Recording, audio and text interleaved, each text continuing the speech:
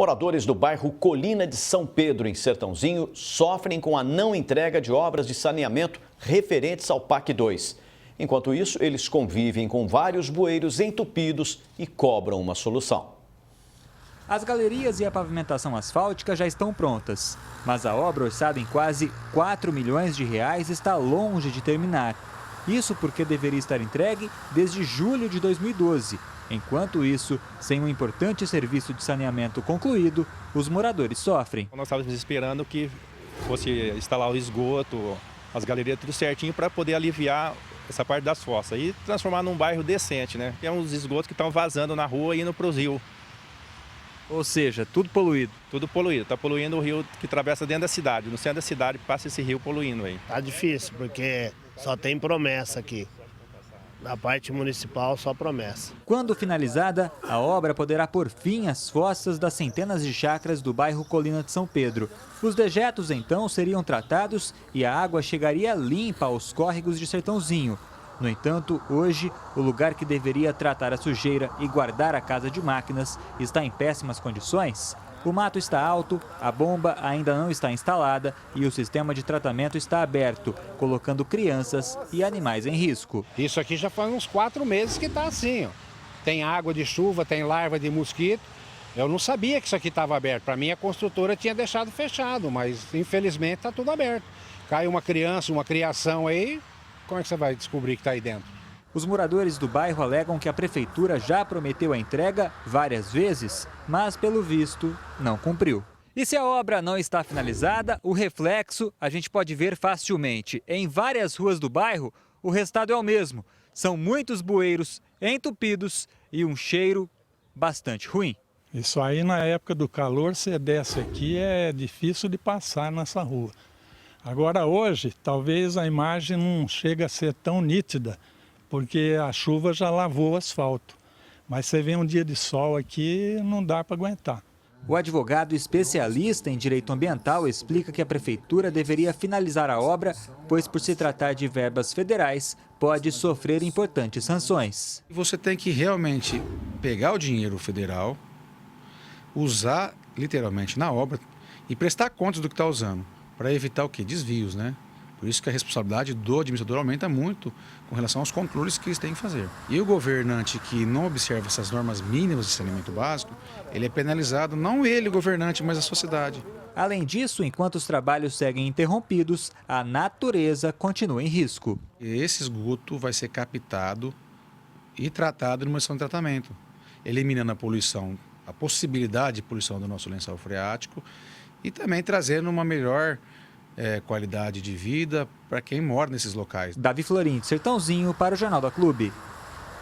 A Secretaria de Obras de Sertãozinho informou que a estação elevatória da Colina de São Pedro trata-se de um convênio com a Caixa Econômica Federal. Disse ainda que houve a necessidade de se fazer uma reprogramação do término desses serviços junto ao órgão financiador e que já foi aprovado.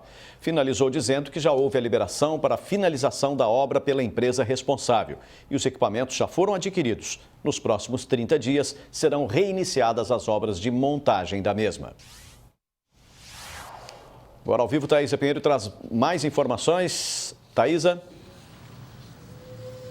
Púcia, a gente vai continuar falando sobre esse assunto agora com o urbanista Reinaldo Tronto, que está hoje aqui ao meu lado. Reinaldo, faltou planejamento, pelo que a gente acompanhou aí na matéria, para cumprir o combinado e entregar as obras em condições de uso. Afinal, são vários anos de espera, né? Boa tarde, Reinaldo.